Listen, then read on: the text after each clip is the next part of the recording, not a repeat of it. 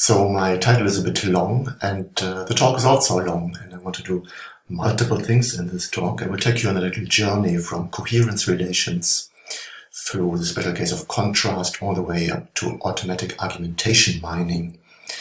And this way I'm trying to do three different things: give you a little tutorial on discourse parsing and argumentation mining, at the same time mixing in thoughts and results from our own previous work. And finally also I will occasionally mention ongoing work that is right now being executed here in my group in Potsdam.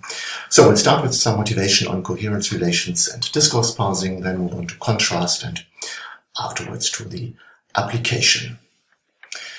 If you consider the sentence, and for those of you who remember it, apologies for multiple postings, so to speak. This is an old example. It has been used many times, but it really serves to illustrate the point very well. We understand these two sentences, we get a little variant of these two sentences, and we also understand them. But wait a minute, it's a bit difficult to make the connection here. And that is in fact the difference between these two cases. In the first sentence pair, it's relatively easy to construct that being in Istanbul, wanting to be in Istanbul, is because of the family who needs to be visited in Istanbul. Whereas in the second sentence pair, yes, you start constructing possibly a relationship like, maybe Istanbul is the main place of spinach in the world, the spinach capital or whatever. So there must be some connection, right? There must be some underlying coherence, which is the phenomenon we're trying to identify here. In the first case, the coherence is obvious and every reader can understand it. In the second case, it's much less obvious and it takes work to actually make sense of this sentence pair. Coherence is basically always to be assumed in a complete text, and if it's absent, we wonder what is going on. The corresponding computational problem or task is shallow discourse parsing, which is about 12, 13 years old now, and the game is the following. We take these sentence pairs and identify the so-called Q-words or connectives that point to the kind of connection that is holding between the two sentences. So here in the first case, we notice the so, which points to a causal relation between the first sentence in orange and the second one in blue.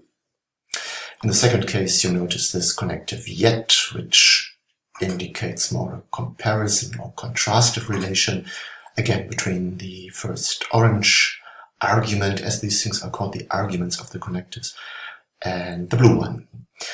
Okay, now these connectives don't have to be there in the real world. In this sentence pair, which is also fine, without any problems, there is no connective, but still you will infer that there is a temporal succession relation most likely going on between the train arriving and the doors opening.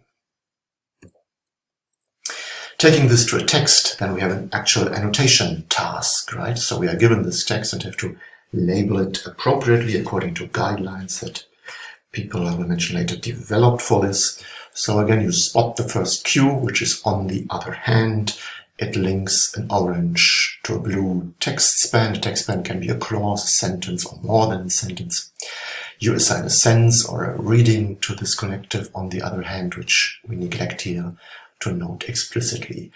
Move on to the next one. We find this yet, and again determine arguments without worrying about the example too long now. Just move on to the next one. There is a since, more causal connective, and the arguments are in slightly different places than before because since is a syntactic subordinator, so both arguments follow. And the however is interestingly interspersed between the connective since and the rest of the text. That can easily happen, though, in language.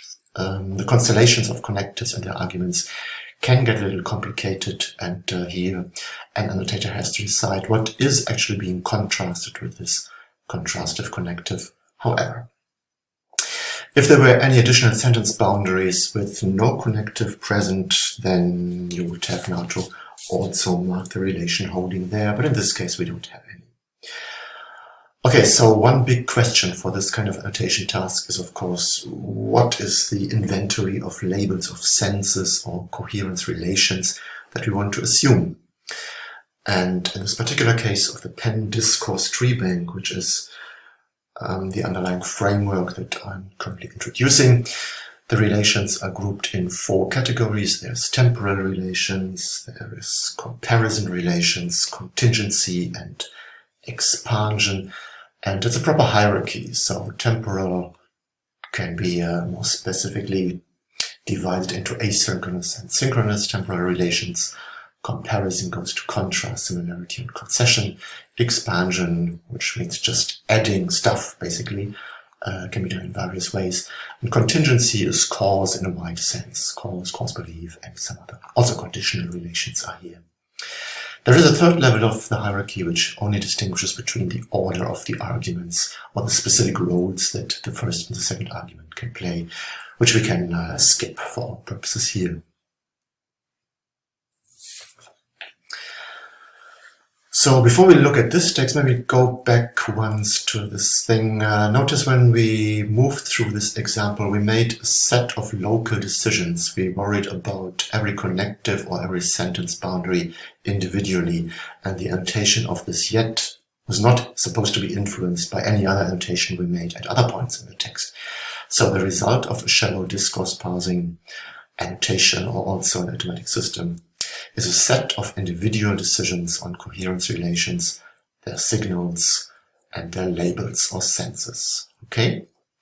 In particular, there is no commitment to any overarching structure of the text that is to be produced. Now, that is different in this alternative approach, which is also quite popular and has been around for a long time. The approach is called rhetorical structure theory and was proposed by Bill Mann and Sandra Thompson in the 1980s. We recognize the idea of relations again. We have an elaboration going on here between this thing and this span of text. We have a condition between this part and that part, and so on and so forth. The notation is slightly different, and the basic ideas are, in the end, we get an overall complete structure that links together our individual decisions. And it also means that, in turn, the task to build this overall structure influences or constrains what we are doing on the local levels. So in the PDTB case, the first annotation scheme, we just go from left to right through the text. Don't worry about the bigger picture, just make our choices on the grounds of connectives like this if or this but over here, which gives rise to an antithesis relation. Whereas in RST, we have to keep in mind, in the end, everything has to fit together, right? So the manual annotation tool is actually designed to build these tree structures incrementally from the text segments upward to the complete structure, so that when you make the decision, what is happening with this but will connect this stuff to something on its left. It might be going all the way up to the beginning of the text, right? The contrast could be between here and the sentence. So making this decision, how far does the but stretch, is actually influenced by what have we decided already for the other parts of the text. And that makes it a very different annotation exercise and leads to a different result, namely a complete structural representation, a tree, for the coherence of the text. Mann and Thompson also, of course, proposed an inventory of relations. They seem to be grouped here, and they are grouped, but it's not a proper hierarchy. It's rather a loose grouping in causal relations, sometimes just a hodgepodge of other relations, some conditionals, and again, we don't have to worry about details here. It's about 25 different relations that they distinguish and found plausible and applicable to the many kind of texts that they analyzed. Unfortunately, one could say, this is not the complete picture yet. There's many other approaches. I'm mentioning just 3 here by Asher and Laskaridis, who proposed segmented discourse representation theory. Colleagues in Prague, Rizova and colleagues made annotations on the Prague discourse tree bank, also using discourse relations, similar to the PDTB, in fact. Wolf and Gibson proposed an approach explicitly against RST, an alternative framework they call the discourse graph bank, and so on and so forth.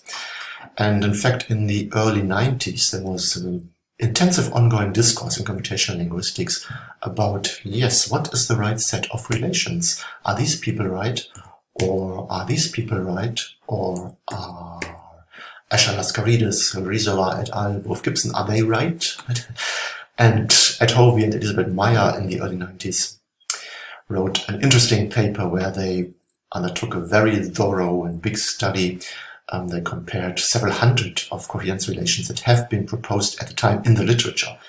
Now, they didn't invent these relations by themselves. They scanned the literature, and the appendix to the paper is like 5 pages long, listing the different annotation sets by, I don't know, 15, 20 different approaches. And Hovenmeier tried to systematically account for those. So that points to a problem, a potential problem at least. How do these approaches actually differ, and should we worry about that? But first of all, the point, how do they differ? They differ in a number of relations. Of course, there are some parsimonious approaches who make just distinctions between 5 or 6 different relations, which might be okay for some purposes.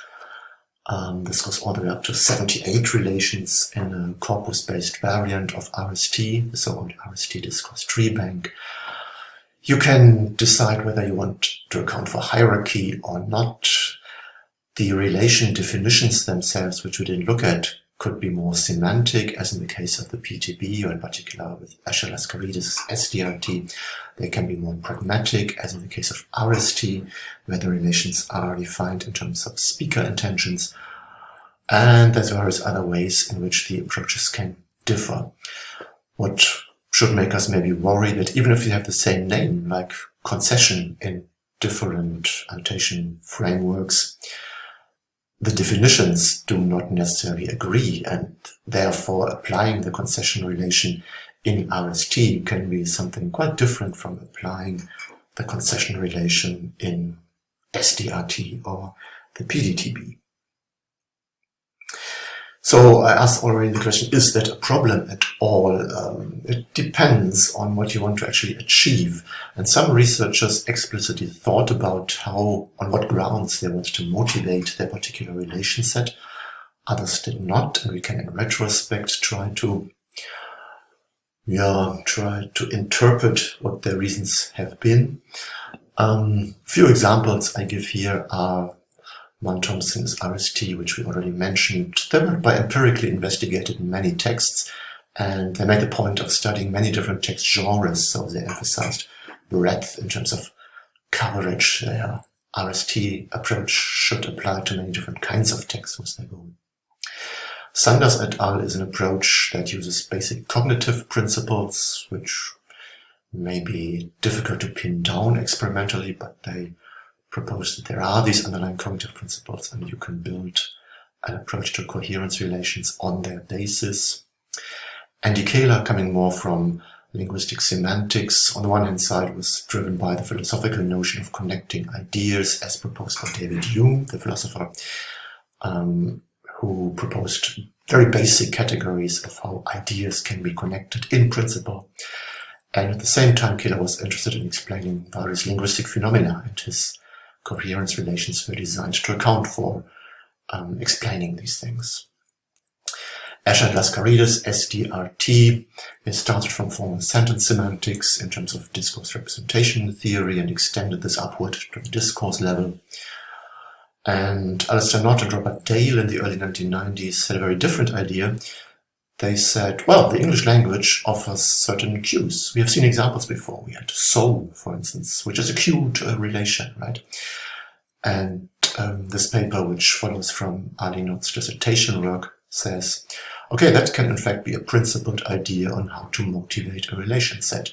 You look at all the cues that the language presents or offers to the speakers, and that should be pretty much a complete inventory of the ways of connecting ideas in that particular language.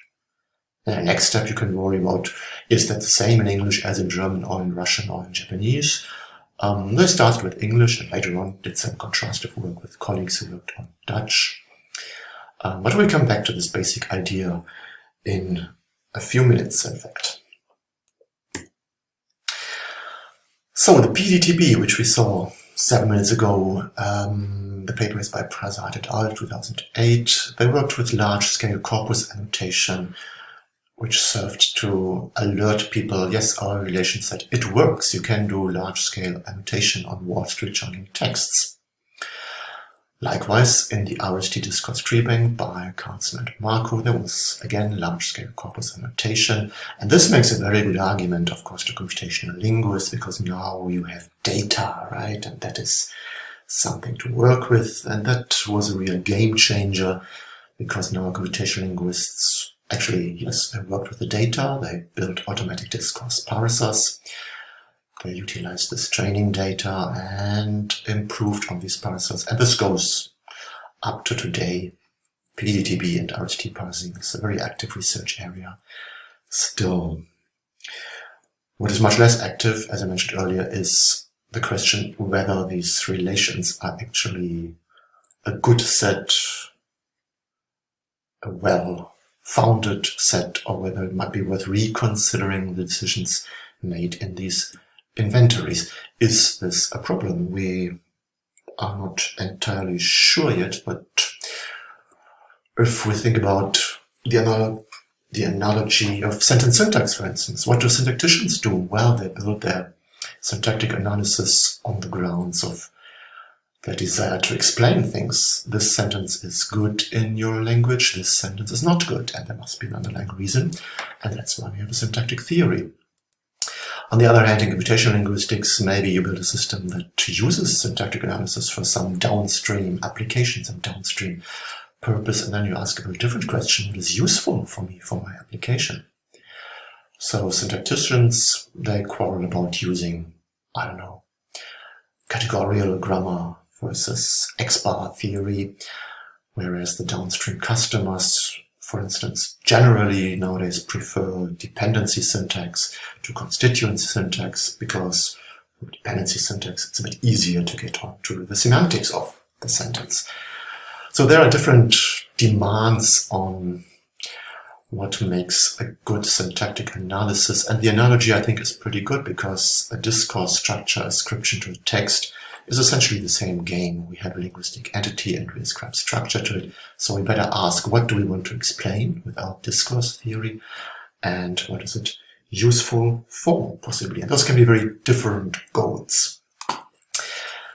And this is maybe a trivial thing we teach to our students, but it's worth remembering. What we're doing is we're modeling. We're building models of either sentence syntax or discourse structure, and any model, as experts on model theory have told us, any model obviously reduces its original, that is part of the big idea, to abstract away from the details. They select attributes which are relevant, attributes of the original, which are relevant for certain users, maybe only at a certain time, and importantly for specific purposes. That's the point I wanted to make here. Purposes can be very different. Okay, some empirical evidence why there might be a problem. In Potsdam we have built this corpus called the Potsdam Commentary Corpus, which we will see also later on, and it is one of the few corpora that is annotated with both RST and PDTB relations, and that means we can make comparisons as to the different annotations. And if we look, by coincidence, just at the contrastive relations, which will concern us in a little while, both RST and PDTB have 3 contrastive relations each. We will look at them in some more detail soon. And they have very different frequencies. In RST, we find in this particular corpus 300 contrastive relations. In PDTB, 450. There must be something different going on in these 2 annotation frameworks. Both are annotated according to guidelines, and personally I would be ready to defend these analyses. None of this is wrong, right? I don't think the PDTB annotations in the corpus, nor the RST annotations. Different people did them at different times, but on the basis of guidelines, so there must be something going on here. Furthermore, in the PDTB we have this huge majority of concessions, whereas in RST concession and antithesis are basically on a level, on a par here, and contrast is much rarer. So that's some quantitative indication that maybe with these relation inventories there is some systematic underlying tension here. Or in other words, RST and PDTB, they seem to give rise to different models of the same text, but different also in terms of the relations being used. Okay, that brings us to the big picture of this talk, which goes from a text to a kind of discourse structure and then to an application. Applications can be very different. Summarization, sentiment analysis, automatic essay scoring, and what have you. Argument mining will concern us soon. And my point is that a summarizer might prefer a different discourse structure than an essay scoring system wants, or an argument mining system wants, right? These systems do not necessarily have the same demands on the output of a discourse parser. So having only one discourse parsing theory and data set might not be ideal for serving all these applications. We will look in particular at argument mining soon, preview of the structure we will look at, and we have already talked now about coherence relations. We will now look in more detail at these linguistic signals, the so-called connectives. I will propose a taxonomy of their functions, and later on we move to argumentation and an analysis of argumentative moves. Of course, this is too much to do in a single talk, so we reduce all this to the notion of contrast. We look only at contrastive relations, contrastive connectives, and the role of contrast in argumentation. Final part of the introduction, there will be 3 corpora being used. The Potsdam commentary corpus I mentioned already. It's news editorials in German, has been annotated on multiple levels. And then we have the argumentative microtext corpus, which comes in 2 parts. They are relatively short texts, also a relatively small number of texts. They are in any case user-generated, so there are some twists with the language. The first one is bilingual, the second one in English, and this one is crowdsourced, whereas this one was generated in classroom by students. And again, we have here multiple levels of annotation. For the other one, we have only argumentation structure.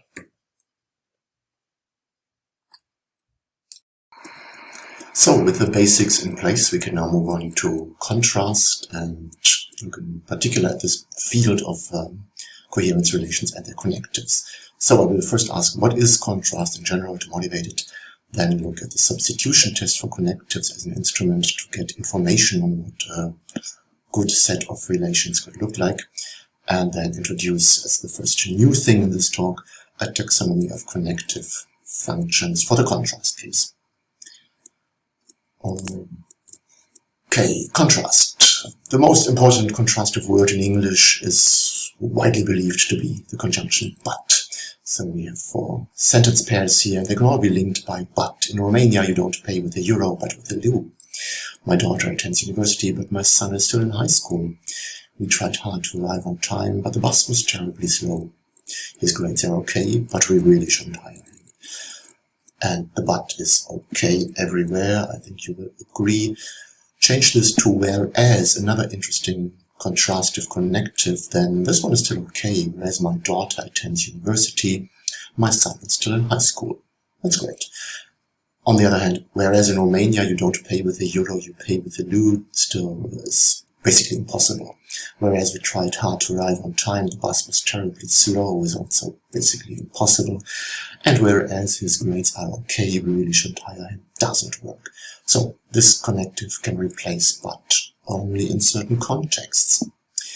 Replace it all with, replace them all with although, then the last one is okay. Although his grades are okay, we really shouldn't hire him. It's pretty good.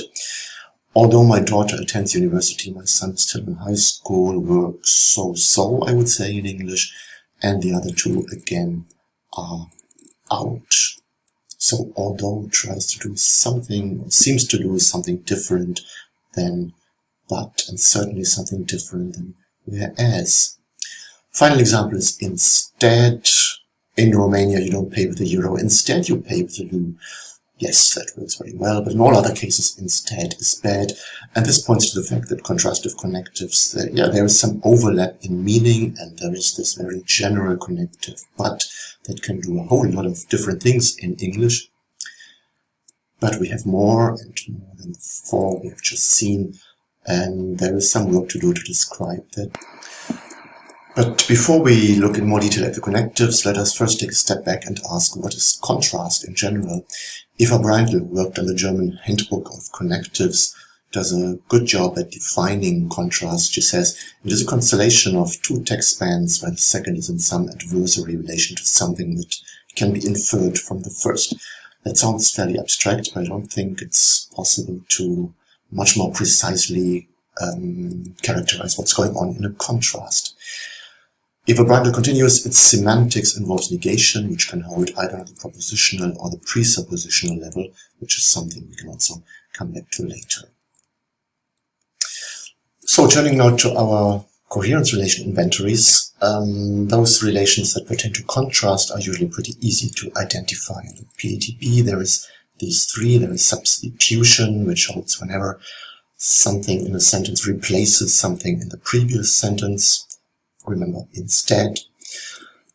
There is contrast, which is a comparison of two entities in terms of one or two attributes of those entities. And there is concession, which means a denial of an expectation raised by the previous segment. These are fairly different things, but they're all subsumed, actually, if you think about it, by Eva Breinel's definition of contrast in general. RST has a slightly different view. It also has a contrast relation, which is similarly defined as that in PDTB. This is actually a point that I didn't mention when introducing RST. Contrast is a multinuclear relation. It says my two arguments are of equal importance. They have the same weight in my text. Whereas the majority of relations, such as antithesis and concession, are mononuclear. There is one segment that is more important than the other. And concession is one example. It's defined similarly to that in PDTB concession, where the thing that you concede is less important than the thing that holds nonetheless. Right? That's the nucleus, as they call it in RST, of the relation. Antithesis is similar to contrast, but it's weighted. It's not multinuclear. It says, okay, I have two contrasting things. It's not concession, but one of the two is more important. So it's kind of the wastebasket of the three contrastive relations. Okay, I'm not going to explain the others, just mention that SDLT has two variants with three different relations here, and in the dialog system version of SDLT there comes correction in, which we haven't seen at all before, so it's actually a dialog phenomenon. The most fine-grained proposal for contrastive relations is done in the Prague Discourse Tree Bank, the guidelines by Vigelois et al. We saw that before. They distinguish between confrontation, opposition, restrictive opposition, pragmatic contrast, and the others, which I don't want to explain now because they are actually then quite similar to what I will introduce a little later on.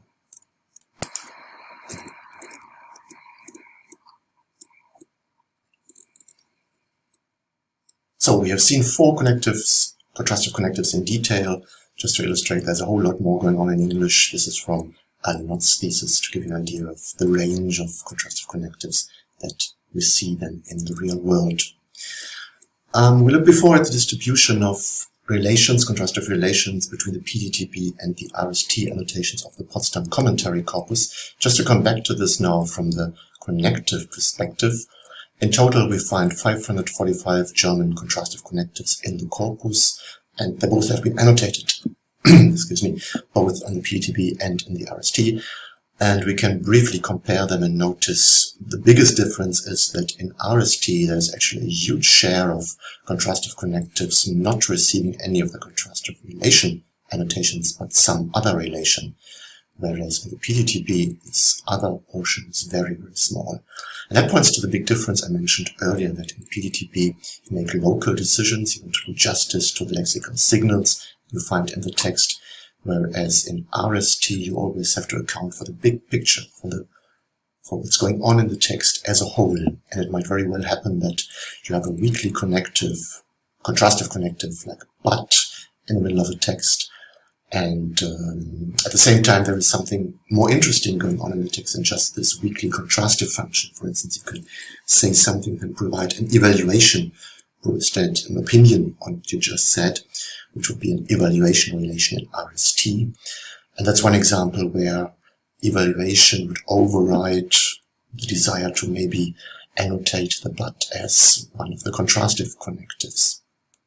So this interplay of decisions on different levels of text structure leads to the decision that sometimes the core meaning of the connective is not the main thing in the text, and that's why all these other relations come up differently from the PDTB. Okay, then there are some differences in how the concession behaves in comparison to the other two. In the PDTB, the concession has a big share, in the RST it's much smaller, whereas here we have a large group of antithesis relations, which doesn't exist in the PDTB, but subsumes actually the substitution cases. Okay, so that's just to add to the observation that these two annotation frameworks really do different things when you annotate them on the same data. Okay, coming back to the connectives now, and the idea of substituting one by the other, and in that way getting to a principled way of defining relations that can hold in text. We saw the informal examples in the beginning of this part, and the underlying idea was built by Alistair Knott and Robert Dale in the 1990s. They call it the test for substitutability, so they've formalized this as far as possible. You are given a text and you want to know whether instead of but you can also use whereas, so remove the cue but, insert the other one at the appropriate position, because A and B need not be of the same syntactic type, so there might be some movement going on here. If necessary, alter the punctuation. If necessary, other cues in the text need to be changed. That's a detail that comes up when, again, different syntactic units are tried to substitute for another. And the substitution test is said to succeed. A and B are substitutable if the new discourse describes the same events and achieves the same goals. Yes, that leaves some room for interpretation, but is probably about the best thing you can do as an annotation guideline for making these judgments on substitutability. And there's a few things that specifically are declared as not mattering for the substitutability. If just stylistic changes introduced, then it's still substitutable. And likewise, the other 2 points. Okay, I did a study in this regard a long time ago in the early 00 years with some German contrastive connectives. I took 6 of them, you can see them down here, and ran this text on newspaper text from a German corpus provided by EDS Mannheim. I retrieved 50 instances of these 6 German connectives and played the test systematically through. In capital letters, the word that was in the original text, and the question was, do all the other replacements work or not? Plus says yes, same meaning, same goal achieved. Minus says no, this doesn't work.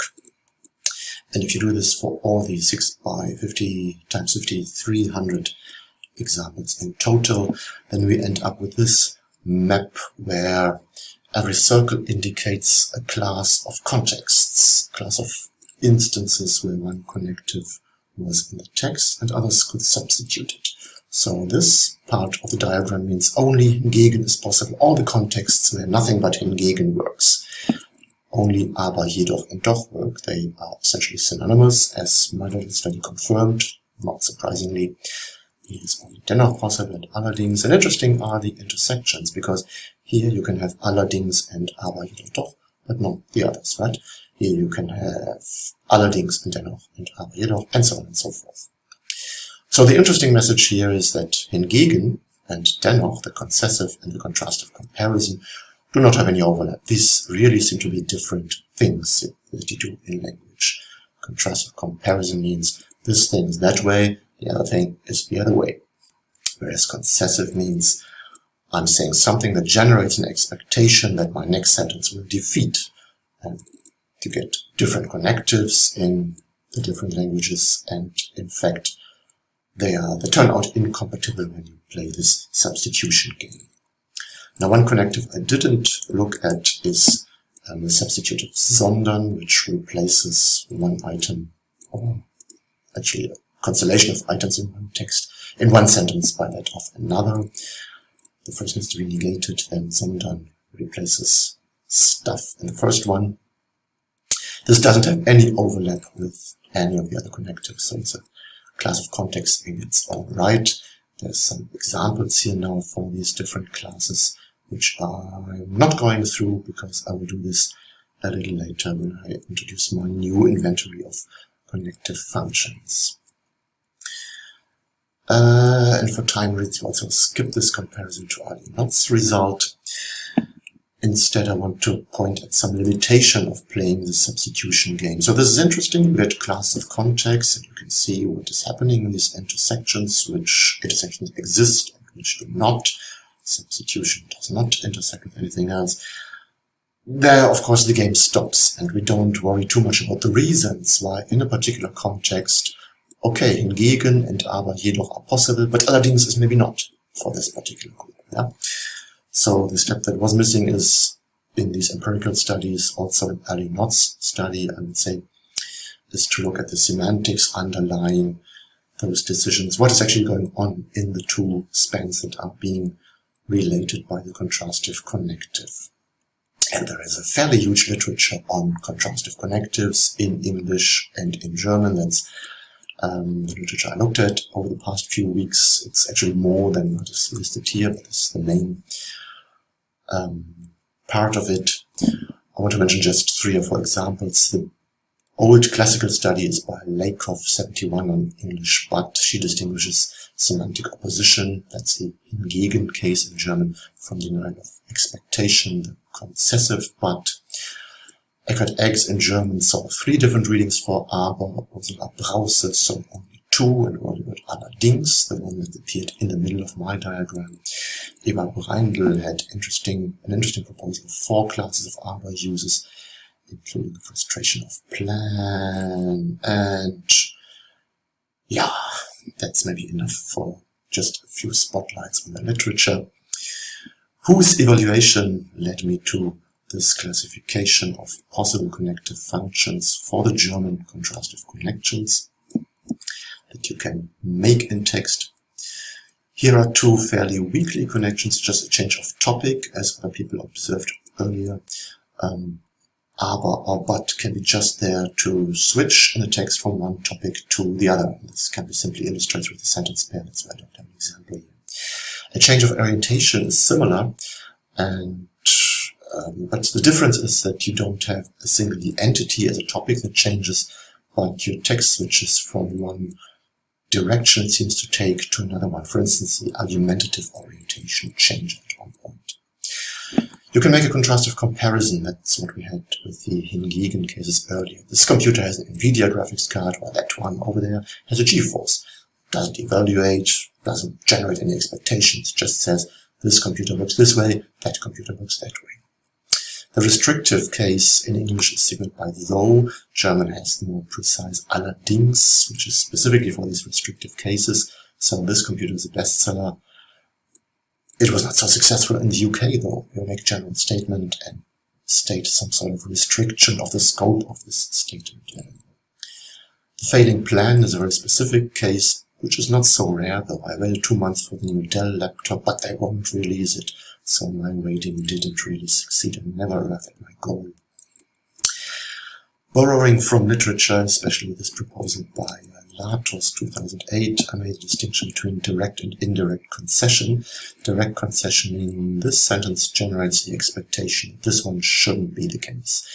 This computer is a bit slow, so you don't buy it, right? Unless you make a concession. Still, I'm gonna buy it. I have some extra reason that makes me buy it, even though it is a bit slow. The indirect concession also generates an expectation, but then the conflict is not between these 2 propositions directly, but between some inferred statements. This computer is a bit slow, a reason not to buy it, but it has the best screen ever, which is maybe a reason to buy it, and therefore, even though it's slow, I will still buy it because it has the best screen ever. So that's an indirect concession. Substitution we mentioned earlier in German, also in Spanish, for instance, has a specific word, sondern, to indicate it. In English, it's also done by but it's very versatile in English. You can also do this computer doesn't have a graphics card, it's an onboard chip. The chip replaces the graphics card.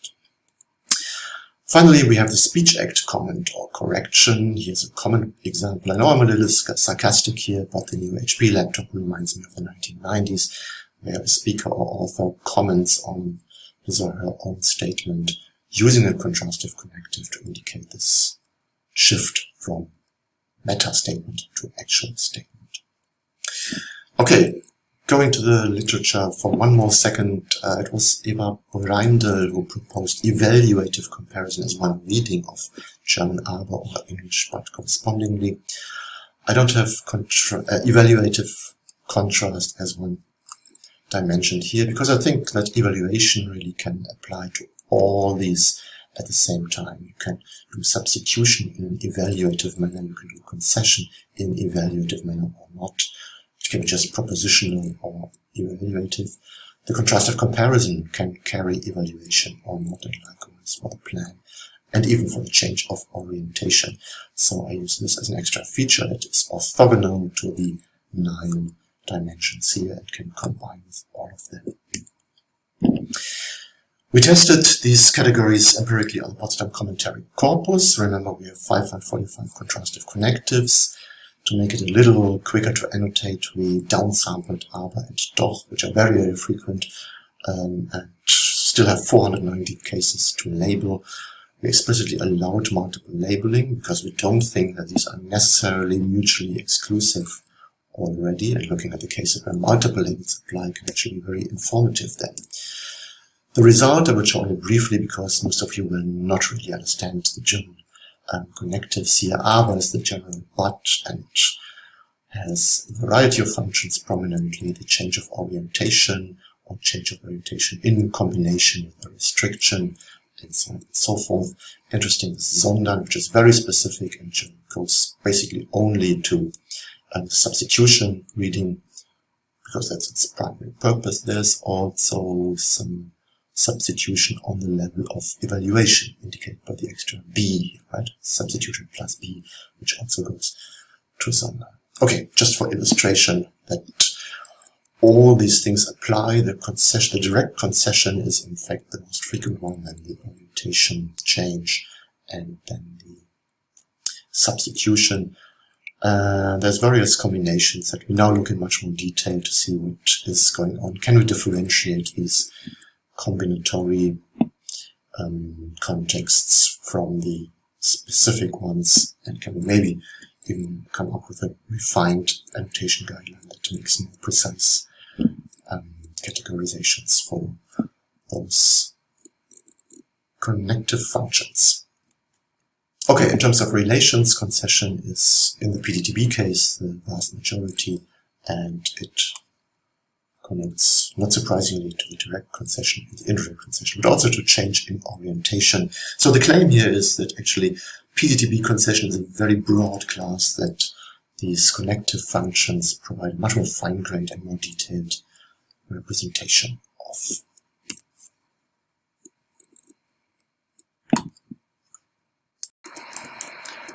Okay, we turn to the last part of the talk, which is about argumentation mining, as I said. And here's the big picture again to remind you. We talked about all these things, and argumentation mining is the application that we want to briefly study as a consumer of earlier analysis.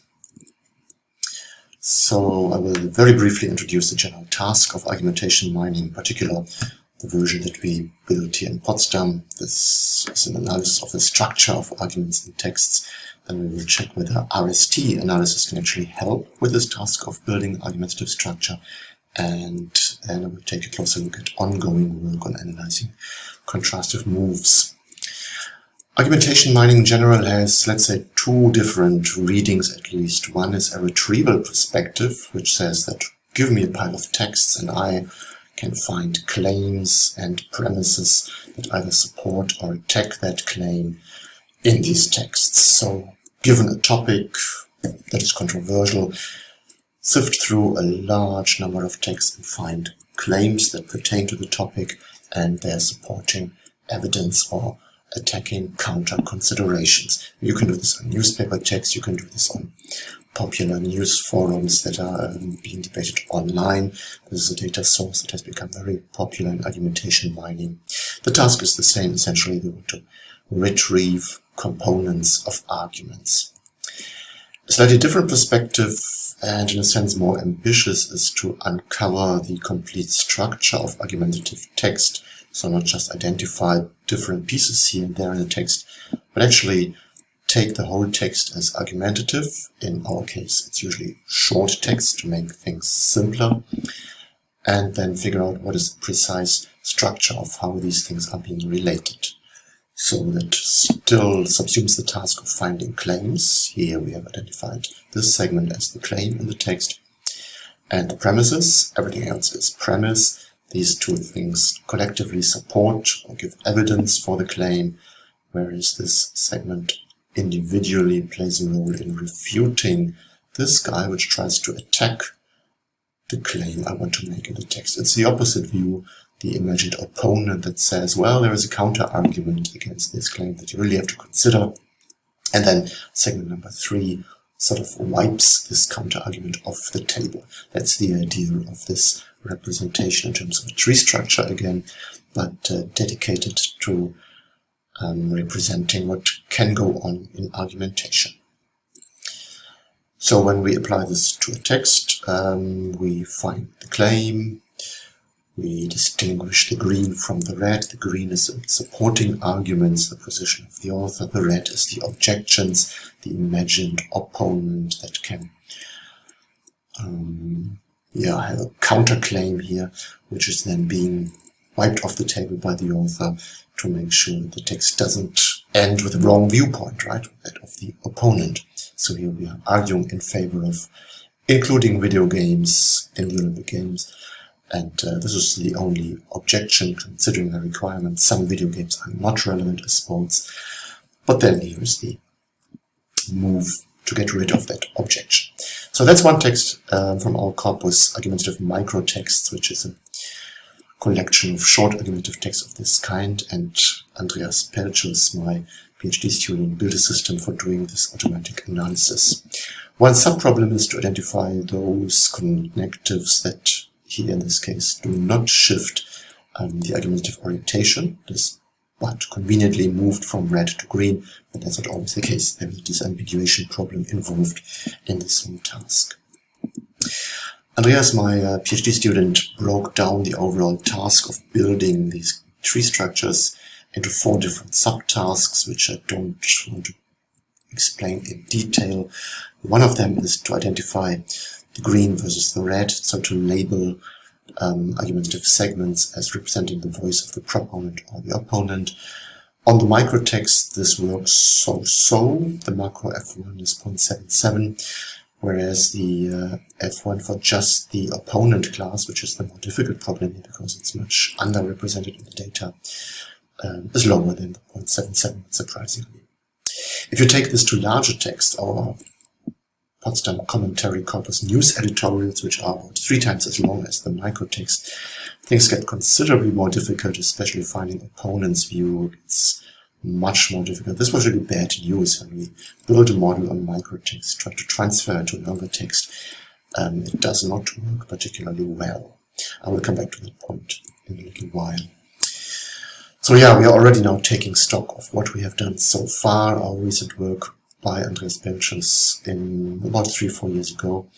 We recently extended this with colleagues in Toulouse and looked at different optimization schemes already, also looking at,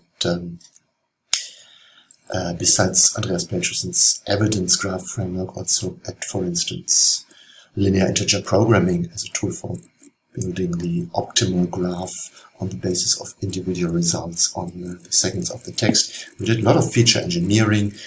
Other colleagues ran some neural experiments on the same problem, and on the whole the results are kind of okay, but actually come to think of it, the problem is surprisingly difficult. So these numbers, 0.77 is a macro F1 for such short text, should be easier to make this distinction, shouldn't it? Likewise for the other subtask, where I didn't show the figures yet. So we kept thinking, what is going wrong? What are we missing in analyzing fairly short text in terms of their argumentation structure?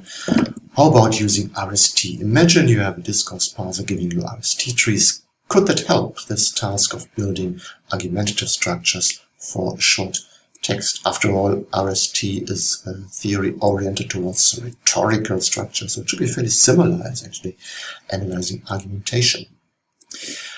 And nicely, for the argumentative microtext, we also have manually annotated RST structures that were built independent of the argumentative trees by RST annotators. So we have, in fact, a parallel corpus that has both argumentative structures and RST structures. So for our first experiment that we published 4 years ago, we just used the gold manual annotations of RST trees, transferred that to features that we could then exploit for predicting the argumentative structure. This leads on the one hand side to a correlation between RST relations and the corresponding relations in the argumentative structures, which we could study in more detail but don't have time for. On the other hand, it gives you numbers. Does it really help if you have RST tree features for building the argumentative structures? Here are the 4 subtasks for building the argumentative trees. What is the actual central claim segment? Can we distinguish proponent from opponent? We need to distinguish the relation between segments. Is it support versus attack? And importantly, we need to know where does one unit of the text link to, which is the attachment point that it is supporting or attacking. Okay, so without RST, our figures are like this. Then we add RST features, and yes, things do improve a little bit, but really just not dramatically. It's nice, it was worth writing a paper about, but still these figures are not as good as you would expect. I mean, it cannot be so totally difficult to take fairly short texts, 5 or 6 sentences, and map this to a tree structure outlining the argumentation. So we kept wondering, what are we missing here? We made some error analysis, of course, for the RST that can be found in the paper. We later on ran the same experiment with automatic RST parsers to be actually more in a real-world scenario where you have first an automatic RST parser, then the automatic argumentation structure parsing, and figures are, of course, somewhat lower than with Gold RST. But the main conclusion was not really. It can help if you have gold trees to some extent, but we are not totally convinced that discourse parsing is the answer. So on the basis of more extensive error analysis, we found that not all texts in fact have this clear proponent-opponent structure. It's kind of a simplifying assumption that every segment falls clearly into the green and the red camp.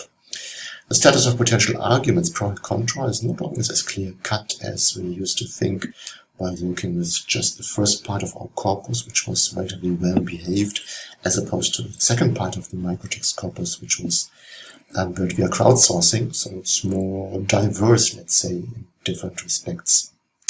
Contrastive connectives, we had shown in one example already, can play rather different roles in these texts. It's not so simple to interpret them.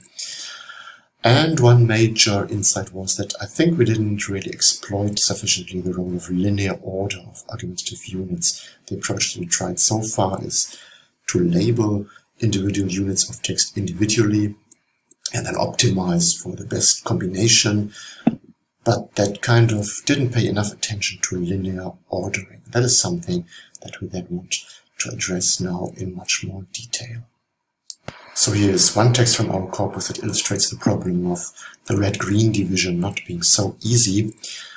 The question is hunting ecologically bad? And the central claim made by the author is down there in blue: hunting is good. Then we have some arguments why hunting is good.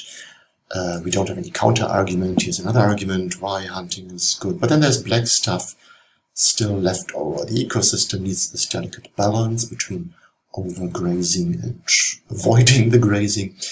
So it is also important not to overhunt. This is not really an objection to hunting is good. It is a restriction on the claim. It makes the claim a little bit weaker or adds a proviso to the claim.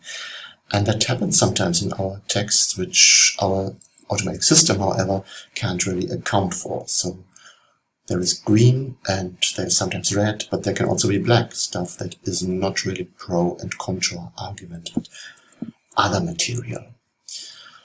Okay, so we're currently working on deeper annotations on the second part of the argumentative microtext corpus. As I said, it's less schematic than the first version. It's in that sense more difficult. And we did in particular a pilot study on 50 texts from that corpus to see whether connective function can be annotated as I introduced it in the previous part of the talk, and help with the argumentation mining. We look at the flow of argumentative moves and at the types of links that unite two adjacent segments. So we are looking at things that are not new for linguists, but that haven't received so much attention so far in argument mining, and not in our approaches so far, definitely. Units can be of different semantic type. They can make statements that sound like facts. Plastic bags are not biodegradable and they pollute the environment. Okay, that might be an opinion, but it's being stated as a fact here, right? Whereas this is a possibility, these things can potentially create a negative impact.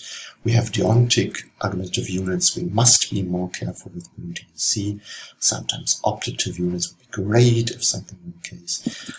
In terms of types of evidence, the hearsay is a very prominent case in our corpus. There are those who would say that not everyone can afford reusable bags. That's the hearsay type of evidence that is maybe used as a counter-argument to your own position. At the same time, as I said, we want to look in more detail at the links between the units. So here, for example, if linearly we go from a con-argument to a pro-argument, we come back to the position of the author of the text. And you can just deny that the counter-argument is not true. Example from corpus, this opinion is a myth and is not based in fact. And that way you get rid of it. You override this opposing view. Or you can refute it. You say that it's not true, but it's for you not acceptable on moral or ethical grounds. Corpus example, some might say being too old risks the child being disabled. This is a discussion in the context of, I think, abortion, no, some medication. But insisting all babies be perfect is demanding the impossible. So this is not saying this is not true, but it's an unacceptable argument. Or you can counter it by basically accepting the counter-argument but weakening it. Video games don't necessarily make kids kill more people, I grant you that, but the kids get more violent overall. So that's different from saying it's not true or it's not acceptable. I'm accepting it but making it weaker. That's another way of countering the counter-argument. And the fourth way that we find in the corpus pretty often is not really relating explicitly to the counter-argument, but just saying a stronger argument. So, in the discussion whether older parents make good parents to young kids, older parents may not be able to do as much fun stuff with kids, but they can provide a more stable home. You don't deny this, you don't refute it, you don't counter it, you just give a separate argument, which then the connective but indicates is more weighty, more strong than the previous counter-argument. So this is paying more attention to detail on the level of linking argumentative units. Final text for this talk is actually coming back to this, should video games be an Olympic sport? We have seen this text before, and the analysis in terms of red and green and blue, as we've seen before, is here's our claim: computer games should not be recognized as Olympic events. There is green evidence in favor of the claim. There's a counter-argument here. The contrastive connectives usually play their proper role, right? They mediate from green to red, or from the counter-argument back to the author's own position. Sometimes they are in the middle, and they're just actually, they're just doing topic shifts here. They basically say, now let's talk about specifically skat and chess. So this is a matter of disambiguation. We need to know the connective function to figure out that here it's not a green-red boundary on the level of argumentation, whereas the other two, in terms of connective function, are in fact changing orientation in the text. The other layers we are, as I said, adding right now to our data are this flow, what's going on. The first pro-argument is stating something that sounds like a fact. Then comes the contrastive connective, which is changing orientation. Then we have a counter-argument, also effective. This text is a bad example in terms of type labels for argument units, because they're all effective, unfortunately. We have another contrastive connective, another effective pro here. Then this causal connector, which says here I'm providing first a reason and a conclusion of the contrastive connective, and then the deontic main claim made in this text. And our hope at the moment is that this more fine-grained annotation can make the task of building the argumentative structure more. You can contribute much more than, for instance, the RST tree could contribute to building argumentative trees. On the level of links, just one example, from 4 to 5, that's here, going from this green to the however, is we are beating the weaker argument with a stronger argument. Sorry, not going from 4 to 5, it's going from 4 to 3. So we have the counter argument here, and 4 is wiping it off the table, not by actually refuting it or denying it, by simply stating something else that is supposed to be stronger than this argument. So we're also annotating the links on the level of these connectives. Yeah, that was our currently ongoing work, and I want to briefly state conclusions, in particular summarize this wild walk through the landscape of discourse relations and connectives and argumentation. So I made the point that discourse relations is an old idea, but it's not really settled. It's still worth paying attention to what actually should we model with discourse relations. Discourse parsing, I think, is an established task, but we should think about purposes. Not every application wants the same output from a discourse parser, as I said earlier. Argumentation mining has particular demands, and RST, for instance, didn't really help much, for instance, for argumentation mining. I talked about lexical signals and proposed this inventory of functions of contrastive connectives. Talked about applications as a source for defining the demands on relation inventories, and then concretely talked about argumentation structure parsing, outlining our scheme for representing it. We did do a lot of feature engineering and try different parsing regimes, and still hit a ceiling that we're now trying to overcome with this more fine-grained annotation.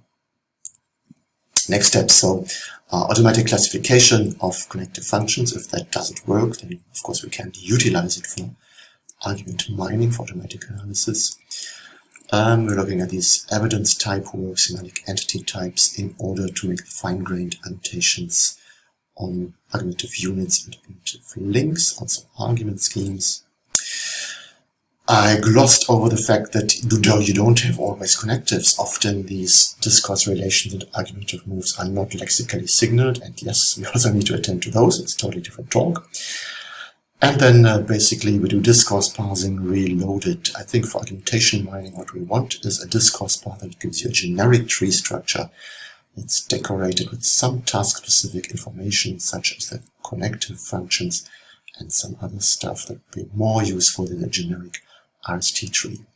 And then, of course, another next step is we looked only at contrast in this talk. We also have to look at other types of relations in the argumentative text. That was a lot of work in slightly more than an hour. Thank you very much for your attention, and I'm looking forward to your questions and points of discussion. Thank you.